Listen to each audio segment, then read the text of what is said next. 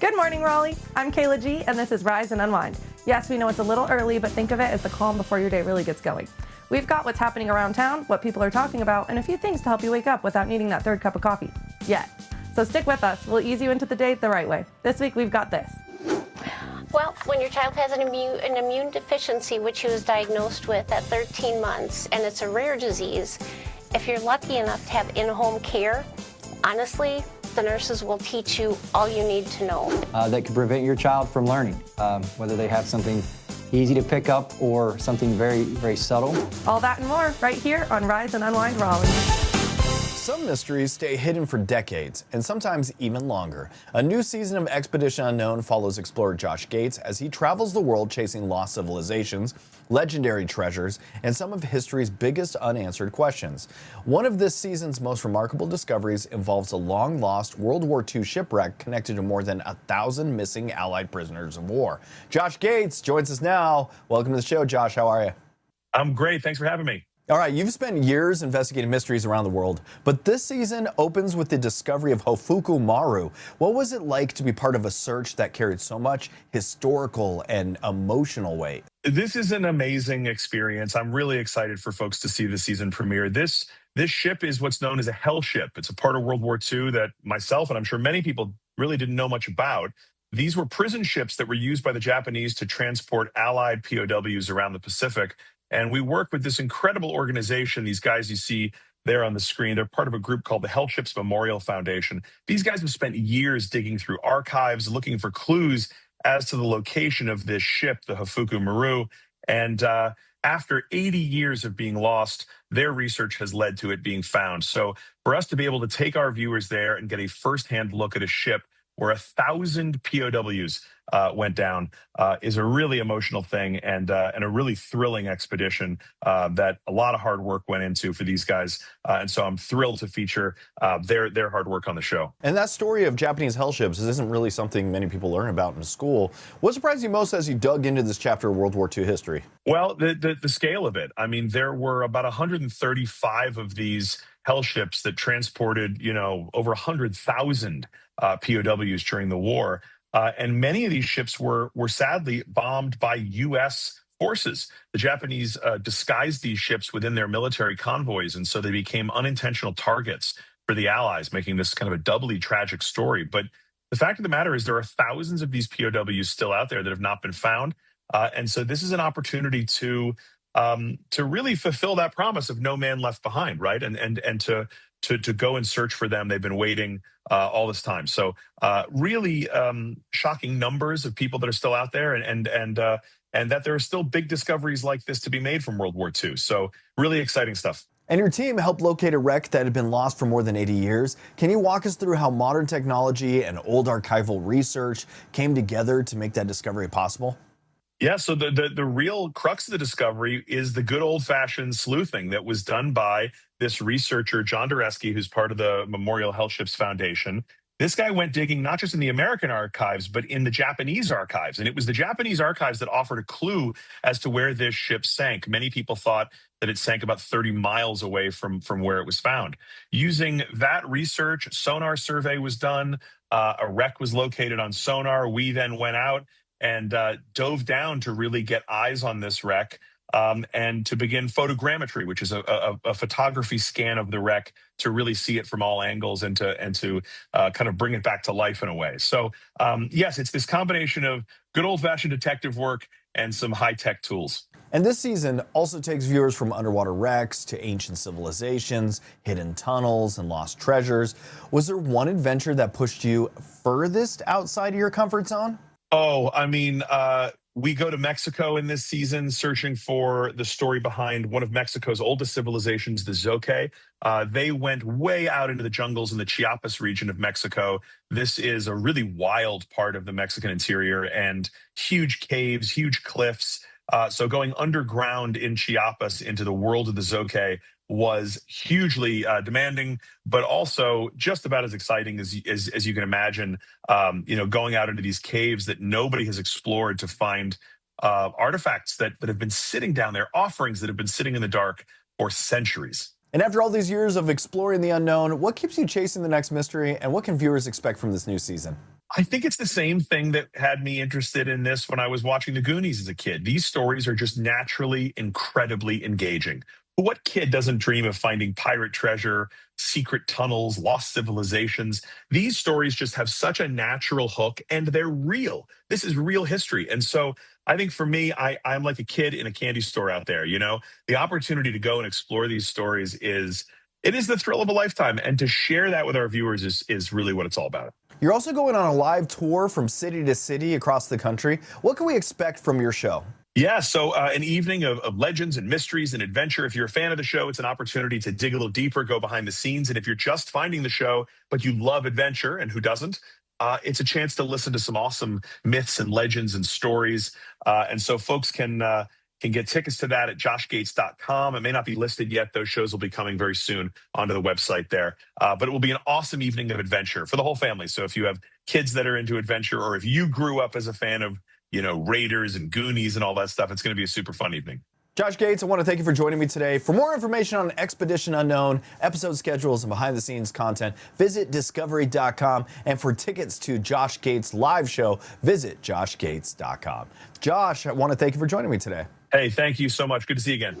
Summer is a great time to catch on the shows and movies everyone's talking about, but whether you're at home or on the road, Netflix has packed a lineup this season, plus some features that can help travel and family movie nights even easier. So joining us today is Vanessa Lachey, host of Love is Blind, The Ultimatum, and to share what's coming to Netflix this summer. Welcome to the show, Vanessa. How are you, my friend? Thank you for having me. I'm good. That's good to hear. I hear Netflix has a huge lineup this summer. What are some of the movies and shows that you think people should be adding to their watch list this year? Ooh, well, I'm just excited to talk about all the fun things Netflix that people don't really know about. I get an in because I'm always here and I'm boots on the ground here at actual Netflix. But coming up, we have Enola Holmes 3. That's going to come out July 1st. For the sports fans, the MLB Home Run Derby is going to be live July 13th, which is always fun for people to watch live. The Ultimatum, as you mentioned, season 4, the show that my husband and I do, comes out July 15th, which is my wedding anniversary. What a gift. There's just something for everyone. Oh, Little House on the Prairie is going to be premiering on Netflix July 9th, and it's a beautiful reimagining of the original. But what's so great over the summer is all the features that Netflix has to offer that you just alluded to. They can download a movie or a show or the entire season. There's some really amazing remind me buttons because we all have a lot going on in our minds as it is, so we don't need to also think about when that show is going to drop that they're excited about. And the parental controls are bar none that really make it safe for our kids to be on the app and navigating the app because you have control as the parent. And what's really beautiful about Netflix Playground specifically for little kids is that there's no ads and there's no in-app purchases. So it's just a kid being a kid, playing games with characters they love that are on Netflix, like Peppa Pig or Sesame Street and Big Bird, Gabby's Dollhouse. So it's a really safe place for them to take a break, come in. Or if you're traveling, you're sitting on a plane for 5 hours, you can know that they have a safe space to go to. All right, let's get to that season 4 of Ultimatum. Can you tell us more about this season and what kind of makes it a fun summer watch? Oh my goodness. Well, I think that The Ultimatum is always a fun watch period because every season is so different. And it's really a great way for people to watch these couples, how they navigate their relationships, how they navigate their trial marriages, and then when they get back to their original couple, and just kind of see what works and what doesn't work. Because I feel like so often we don't get the luxury of a third-person perspective in relationships.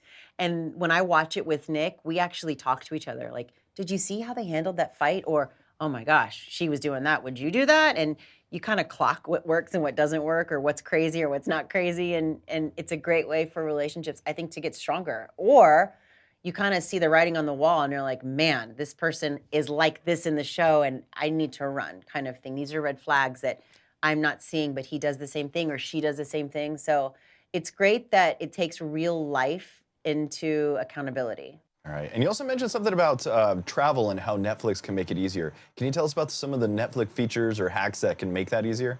I was surprised when I was telling my friends how people aren't aware of downloading on the app. You don't have to have Wi-Fi all the time to be able to access Netflix. In fact, what we do in our household is before we have long trips when we're going coast to coast, flying or whatnot, is the kids sit down and they pick their favorite movie or shows and we download them prior. So I'm at home with my Wi-Fi, my strong Wi-Fi, we've got it on there. And then wherever you are, when you're traveling, it's accessible to you in your profile. So the kids will just click their profile and then whatever they've downloaded is there. And you can take it a step further and do the subtitles. So if you're, on a plane or if you're in the car and everyone's kind of got their thing going on, you can add reading to it and make it an interactive show, if you will. But again, the parental controls that I spoke about earlier, that's just a really big thing that I think is important for parents and for kids nowadays. Vanessa Lachey, I really want to thank you for joining me today to explore everything coming to Netflix this summer, including new series, movies, games, and family favorites. Visit Netflix.com or open the Netflix app to browse the latest releases and set reminders for upcoming premieres. Vanessa, thanks for joining me today. Thank you so much. I appreciate it. Have you ever wondered what it would be like to bring out one of the most beloved family stories ever told to a new generation? Little House on the Prairie is now streaming on Netflix, introducing the Ingalls family to longtime fans and first-time viewers alike. Today, we're joined by Luke Bracey and Crosby Fitzgerald, who play Charles and Caroline Ingalls. Welcome to the show, you two. How are you? Hi, good. How are you? Very well. Thanks for having us. I'm doing great. My mom was a huge fan of Little House on the Prairie, so I just grew up watching all of the old shows. And it has meant so much to generations of readers and viewers. What was your first reaction when you found out that you'd be playing Charles and Caroline Ingalls? Oh, I sort of screamed and cried, I think. Yeah, it's daunting, but it was extremely exciting because I loved the scripts and I really trusted the creators of the show and was ready to sort of take on this new approach to the literature. Yeah, I was thrilled to play this character of Charles because I just saw kind of a wonderful story and a good man. And I think the world needs nice stories about people trying to be good people and trying their best in a hard world and realizing that they need their family and they need their community. And, that was the real thrill for me when it came to this job.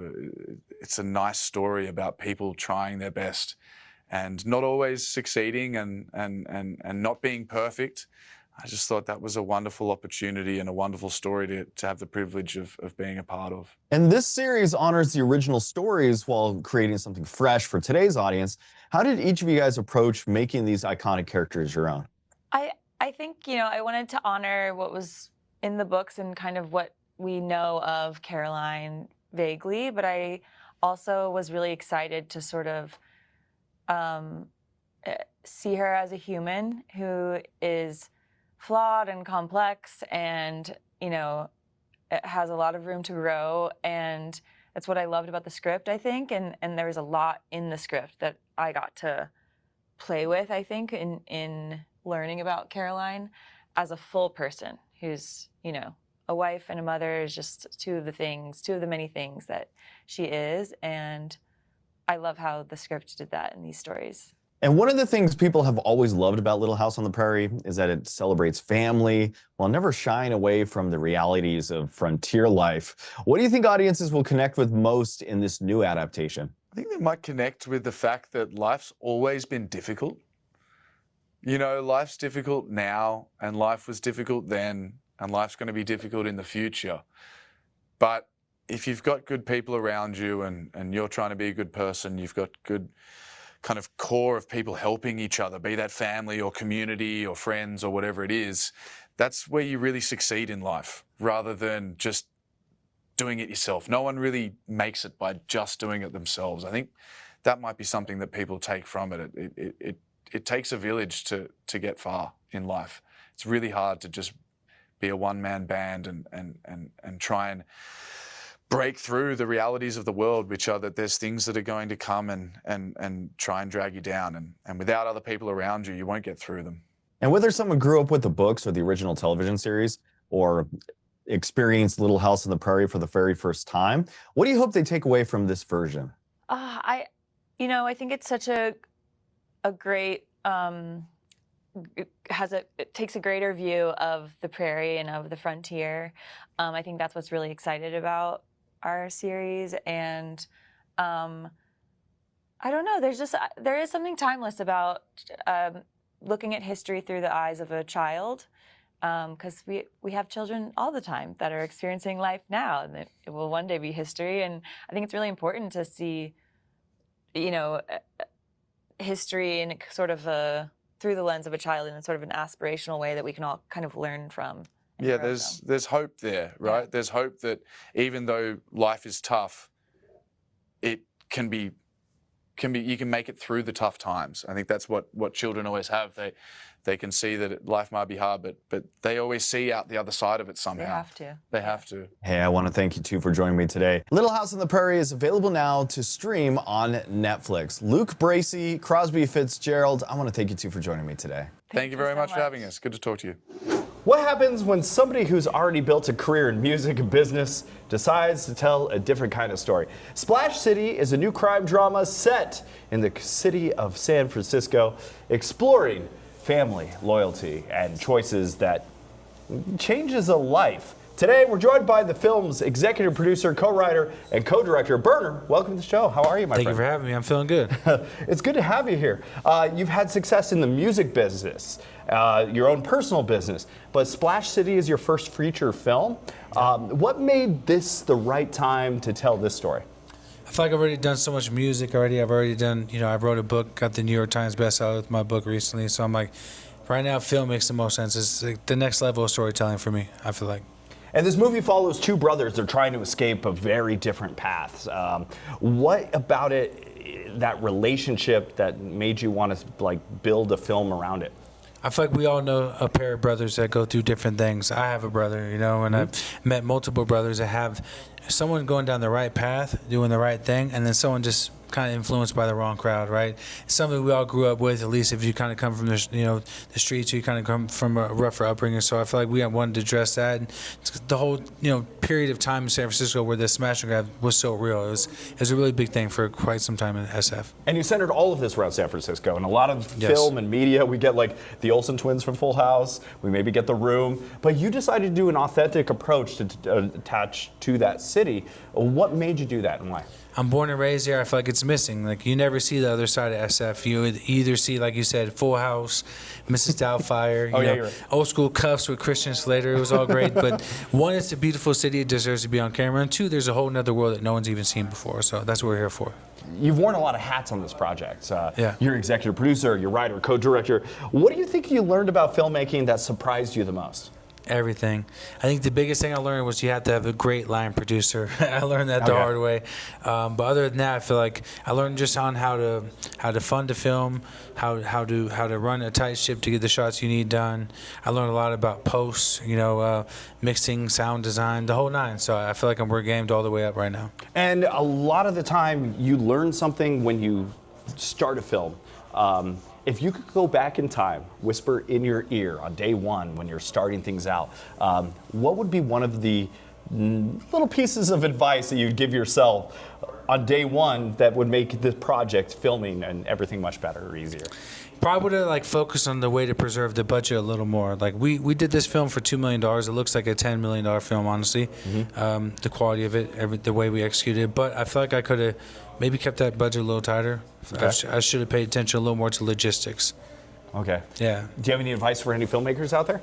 Yeah, just take your time to plot it out. We went head first. We didn't really think about talent's going to stay here. We have to get them over here. We're going to shoot here. And tomorrow, I would rather just get the logistics all the way down first, Anything that you are working on next that we might be knowing about?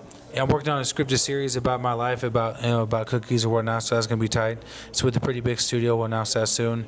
I'm working on my next feature film. It's like a marijuana trafficking film, and maybe like a urban type horror. All right, I want to thank you for joining me today. Splash City is available now in select theaters across the country. Please go to their website and check out where you could find Splash City airing near you.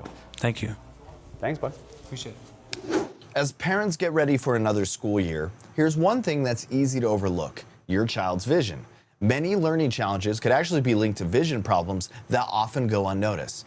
Joining us today is Dr. Wesley Chamberlin, a Visionworks optometrist, to explain why a comprehensive eye exam should be part of every back-to-school checklist. Welcome to the show, Dr. Chamberlin. How are you? Hey, Dan. Good to be with you today. Great, thank you. Okay, so why should a comprehensive eye exam be part of every family's back-to-school routine? Well, just like your checklist for school, your shoes, school supplies, and then, you get into wellness exams, vaccinations, things like that. We want to be on that list because we want to remove any obstacles that might be there that could prevent your child from learning, whether they have something easy to pick up or something very, very subtle. We as optometrists can pick those up pretty easily. And we want to make sure that we send them off to school having the best chance to learn and thrive. We don't want to have to come back, 6 months or a year later and wish we had done this when the whole school year is passed. We want to set them up for success now and for far into the future. And how much can a child's vision affect their ability to learn and succeed in the classroom? Well, it's obvious if they can't see, that would be a big problem. But sometimes it's way more subtle. If a kid might see pretty well, but maybe one eye doesn't work as well as the other, or maybe they have a focusing issue where they see well, but their eyes go out of focus after a short amount of time. Those are a little bit harder ones for parents to pick up. But also there are things like color blindness. I myself had a little bit of a color deficiency as a kid, and teachers and my parents had to make certain accommodations when I might know the material and I might know something is supposed to be there, but if I was looking at something on a map or a microscope, somebody had to say, hey, this is what this color is, this is what that color is, and it helped me a lot to learn. So those are some things that we can pick up on pretty early. What are some warning signs that parents should watch for that could point to an undiagnosed vision problem? Well, the obvious ones, if they scratch, rub their eyes, look too close to the TV, sit too far away, things like that. They miss their place when they're reading. But then there's some things like maybe a head tilt slightly or leaning in. And then the not so obvious ones sometimes are, we think a kid might not like the subject matter, or maybe they have an attention span or a learning problem because they don't want to sit and stay at a task for very long, when in reality, it could be it's a vision problem. And so kids are not always the best at articulating those problems, at least mine haven't been. And we can pick that up and see, okay, do we need to go down the rabbit hole of some kind of a learning problem, when in reality, they might just need a simple pair of glasses or a strategy to alleviate some eye strain. And kids are spending more time than ever looking at screens. How is that affecting their eye health, and what can parents do to help? Sure. Well, in the short term, it can make their eyes uncomfortable. Studies show us that adults and kids alike don't blink as often when they're in front of a device. Blinking is what creates a smooth, comfortable tear film on the eye. So if you don't have that, the eyes can be uncomfortable. Again, those focusing muscles are huge. If you look at a tablet for 5 minutes, you've used your eyes for 5 minutes. If you muscles, and that is, if you look at a tablet for an hour, you've used those muscles for an hour. Those muscles, just like the rest of your body, can get tired. For those two, you just can take some breaks. It might be that they need reading glasses. We can help with that. It might be that they just need some breaks every 20 or 30 minutes to get up and look around at something different than what they're looking at. And then in long term, the society as a whole is becoming more nearsighted. And we don't think it's a stretch to say that nearsightedness could in part be due to increased screen time. Again, taking breaks, having proper strategies in place to alleviate that eye strain, because these tablets aren't going anywhere, these devices aren't going anywhere. We need to combat that as best we can from an eye standpoint. All right, so where can we go for more information? Visionworks.com. We can make appointments there. We'd be glad for you to pop into our offices too. We can pull insurance to see if you have insurance, but if not, we've made it very affordable for families to bring their kids. We want to see kids and parents alike, but Visionworks.com is a wonderful place to go to get started. All right, Doctor, I want to thank you for joining me today. Thanks, Dan. Appreciate it. Have you ever wondered about the people behind an athlete's success? For Wendy Stacken, that journey began with an unexpected diagnosis for her son, Nick. And today, he's a longtime Special Olympics athlete, inspiring others through determination and perseverance. Joining us now are Wendy Stacken and Lucille Accetta from CVS Health to talk about caregiving, resilience, and the support families need along the way. Welcome to you both. Hi. Hello. So, Wendy, when Nick was first diagnosed, your family faced a lot of uncertainty. What helped you through those early days, and what inspired you to become such a strong advocate for him? Well, when your child has an immune deficiency, which he was diagnosed with at 13 months, and it's a rare disease, if you're lucky enough to have in-home care, honestly, the nurses will teach you all you need to know. They're so well educated, and they know everything that's going, what to look forward coming up. We were told Nick would not live until he was 2 years old. And one of his doctors, a very wise man, said, do you want him to live, or do you want him to just survive? And we wanted him to live. We wanted the joy. We wanted him to experience things and not be hidden away, And Lucille, families managing complex medical conditions can feel overwhelmed. What advice would you share with caregivers who may be facing similar challenges? Yes, it can be definitely overwhelming and very isolating. And so just to know that you're not alone. There are a lot of resources out there. Ask a lot of questions. Build a really trusted medical team. That includes, obviously, the doctor, nurse, an infusion nurse in this case, pharmacist. Advocacy groups are really key as well. They really have a lot of resources and support. There's support chapters throughout the country and a lot of resources. And in Nick's case, he's on an immunoglobulin therapy, which is very critical to his condition. And these therapies, research has shown that they reduce hospitalizations by 50%. So it's really critical to get onto the right medication. And to really have a strong support system like Nick, he has a nurse that's supporting him every week with his treatments. Building a care team around him is really probably the most important support for him, as well as Wendy as his caregiver. And everyone is participating in his therapy journey from way back when he was first diagnosed to 30 years later, still with us on immunoglobulins with his nursing care. And Wendy, you've seen Nick grow and compete in Special Olympics for more than 20 years now. What has that experience meant to your family, and how do you hope other families learn from your journey? Well, I would hope that people can get their kids involved in Special Olympics if they're eligible. It's such a good thing. It's a wonderful thing so that your children can be involved with other kids. They can have friendships. They don't feel alone. They feel accepted. Also, you can meet other parents, and you don't feel so alone. You know, you're not the only one out there going through this. So I would say get involved. Definitely look up advocacy groups, because that's so important. And trust in the team that you build with your home nurse and company, because, you know, all of that are just huge things that make up a big team. And Lucille, specialty care teams play an important role for many patients. How do they help simplify care and support both patients and caregivers? Yeah, a specialty pharmacy is very unique. It's very different than what you typically see in the community or in your neighborhood. Our pharmacies are very much specialized in unique therapies, such as what Nick is taking with immunoglobulins. We have patients that we treat with cancer, hemophilia, pulmonary arterial hypertension, complex conditions. And what's important about that is that we're helping them with not only just the treatment and supporting them with the different supplies that they need in the pumps, but also just, you know, unique resources, 24/7 nursing care, and pharmacist availability to them. We have individuals that are extremely educated in these therapies. And if you think of Nick and how he's doing in these 30 years of support with the medication, the nursing care, and as well as partnering with his mom, Wendy, it's part of that whole holistic view of what a specialty pharmacy care is like for patients with these unique and fragile conditions that they have. And where can people go for more information? They can go to cvshealth.com. Lucille, Wendy, it has been a pleasure. Thank you so much for joining us this morning. Thank you. Thank you. Alrighty, Raleigh, that's going to do it for this week's Rise and Unwind. Hopefully you're feeling a little more awake, or at least one step closer to it. Thanks for starting your morning with us. And if you want more in between shows, you can always find us on socials at Rise Unwind, and we can keep hanging out. Until next time, have a great morning, Raleigh.